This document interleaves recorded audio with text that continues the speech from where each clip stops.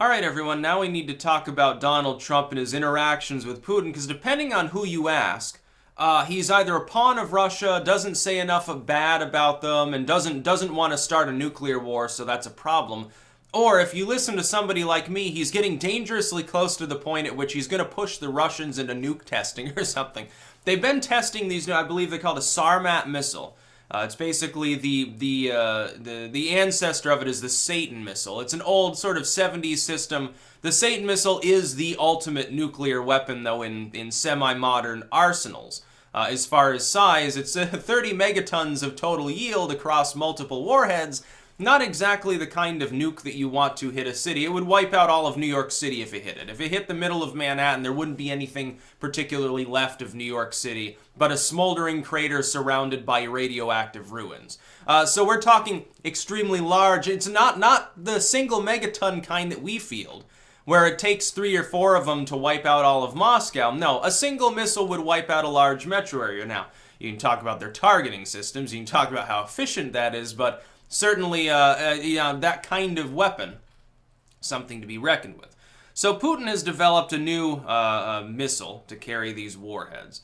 Now, that he claims can defeat all of our anti-missile systems. There's pretty good reason to believe he's probably telling the truth on that one. Like, you can talk about, like, that torpedo-based tidal weapon that he developed, or all of this other sort of experimental stuff. Maybe it's real, maybe it's not, who knows. It's sort of like the nuclear backpacks of Kim Jong-un. They don't exist. Maybe they take mildly contaminated material, pack it around a conventional explosive. Maybe their idea is to rush the border and detonate them all to irradiate the DMZ if they're ever attacked. That's possible, okay, but it's not a true nuclear weapon.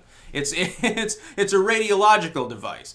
But this particular missile, probably it does work, as he's saying.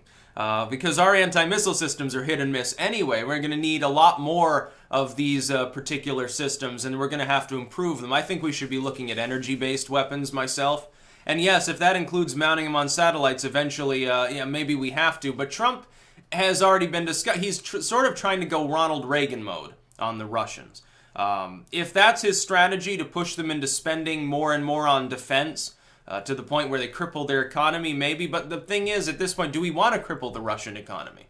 I would think that the resultant chaos in an already somewhat stressful political situation there could cause major problems. What the last thing that you want is for some rogue general to get his hands on the right codes and say, fuck you, the Cold War is going to be over because we're going to have a hot shooting nuclear war. This sort of thing could happen.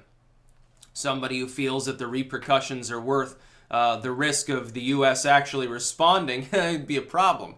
But yeah, Trump is coming out and over the new weapons testing that Russia's doing. It's basically a new arms race. It just doesn't involve the nuke itself. It involves every delivery method and peripheral sort of military item to the nuclear weapons. It's one step away from exactly the situation we were in from the 50s through the early 90s, by the way. People should be more worried about it than they are, but they're totally clueless. They're worried that Trump is too soft on Russia. They're not worried about a new arms race. They're not worried about nuclear proliferation. They're not worried about the fact that we're back in the Cold War, we're roughly at the same level we were at in the mid-70s or something. No, none of these things matter. We're worried that Trump might work too closely with Putin.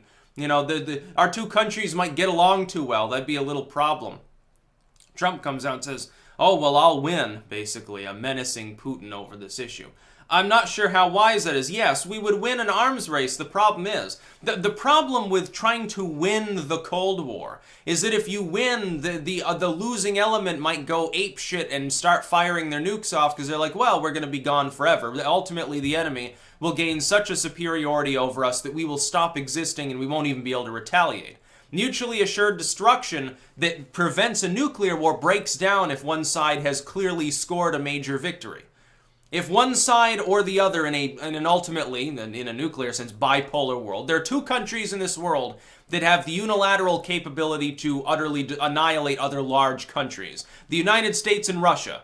China's close, but they don't have enough nukes, and they're not going to build more nukes. They know better. Diplomatically, it would be a nightmare for China because of the structure of their economy. Russia doesn't have that problem. Russia can just export its minerals and its crude oil and stuff to nearby states. They don't have the same kind of problem. And even if they teamed up with China, so be it. It's like Russia has the most nukes of anyone. The U.S. has the second largest stock of nukes and arguably better nukes, more reliable systems. We have the ability to utterly annihilate one another and a host of other countries along with us. Like if there were a nuclear war, Russia would not just be attacking the U.S., it would be attacking all of Western Europe, be attacking all of our allies. That's a lot of countries, by the way. It's more than half the countries on the face of the earth. You got to realize, we got a reciprocal defense treaty of the Americas. We've got various treaties in East Asia. We've got various treaties with parts of Africa, too. It's a considerable number of nations. If we were in such a war with Russia, Iran would get hit, certainly. Belarus would get hit, probably. China would probably get involved. India and Pakistan, realizing the world's basically ended, would immediately launch atomic attacks on one another. It would destroy most of the life on the Earth's surface. It would probably irradiate the world so heavily, in addition to all those meltdowns that would occur in blown up or poorly maintained nuclear plants, that it would kill basically all of mankind. There's a chance that nuclei of humanity would survive. I think this is 1,000 times greater a threat to the world than Trump working with Russia. But the problem is, right now we've got several issues. Number one, Trump is seeking to get the monkey off his back regarding, oh, well, you're a pawn of Putin, Russia, Mueller and stuff. So he's trying to go hard after Russia, which is, again, it's perpetuating a Cold War that we don't really need right now. We've got other things to worry about. We should be rebuilding things here. Trump pointed this out on the campaign trail, but unfortunately he's being forced by even Republicans in Congress to play this stupid game of blaming the Russians. Oh, they interfered in the election. They'll interfere in the midterms. They'll interfere in the midterms is code for the establishment might lose power. That's code for the Democrats might not retake the House and Senate. That's essentially what it means, and there are Republicans that hate Trump way worse than the Dems, because they basically are Democrats, that are willing to go along with that bullshit line. And it is bullshit. It's an excuse that the DNC dreamed up to cover its ass when it had poor server security and talked down to various voting blocks and was slimy and shafted Bernie Sanders. They did all sorts of stupid things, and people came out and blamed Russia. They realized it was a convenient scapegoat because they realized, look, if you look through the election of any meaningful state in the world, especially a nuclear nation, you're going to find Russian fingerprints on some stuff. Yeah, they're going to be Facebook ads. Yeah, they're going to be shitposting bots. They do this for every election. We do it in every election too. It's normal. It's the state of the world because the internet is used as a mass communications tool. The thing is, they never bothered to talk about it really before. They know that it didn't affect the election. But it's a convenient, it's evidence, non-evidence, but the normies will consider it evidence of a mass Russian conspiracy to elect Trump. And so they can keep him in perpetual problems with investigations that'll go nowhere. He's not going to be indicted by Mueller. Nothing's going to come of it as far as Trump or anyone particularly close to him. But they're going to keep the investigation going to keep him from purging, disloyal people from the FBI or something. Purging people who have, colluded probably with foreign states. The UK would come to mind, maybe Saudi Arabia, to try to elect Hillary Clinton. That's really what it's about. That's what the Mueller probe appears to boil down to. But we're back to the USSR in a way. We're back to the USSR because we're literally back in a Cold War, only this time it's even more cold. Prior, the Cold War was called the Cold War because we weren't actually firing at one another. It was proxy conflicts and weapons testing, new missiles and planes and stuff like that. An arms race combined with various diplomatic tenets. The Cold War is even colder this time, though. Nobody even talks about it. It's a hidden war. It's not only is it cold, but it's cold in the sense of it's contained. We've shoved it in the back of the freezer and we're trying to forget about it. It keeps getting colder and colder. That fridge is getting pretty fucking weak at containing it. At some point, somebody's probably going to test some nuclear weapons. Who will it be? Who knows?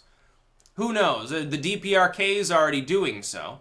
Other countries, I think, are probably going to return to the nuclear table at some point. The Cold War will truly be in full effect then. Are we going to have more duck and cover? Sort of retro 50s and 60s? That would be cool. Yeah, go back to 60s style cars and 80s style music and 50s style real documentaries. That's the kind of world I want to live in, but you know what? We can accomplish that without risking nuclear war. Then there are all sorts of weird people who, well, we'll never have a nuclear war because the people that are in charge don't want a nuclear war. Well, they seem to be getting closer and closer to it on a day-to-day basis and have been for half a decade now. You have noticed that, right? Is it just, yes, okay, there's full collusion between the US and the Russian government, and they're just pretending in order to justify weapons spending. Oh no, there was no effective Cold War there for almost a decade. They kept up the defense spending. Hell, they were able to spend more on all their weird projects.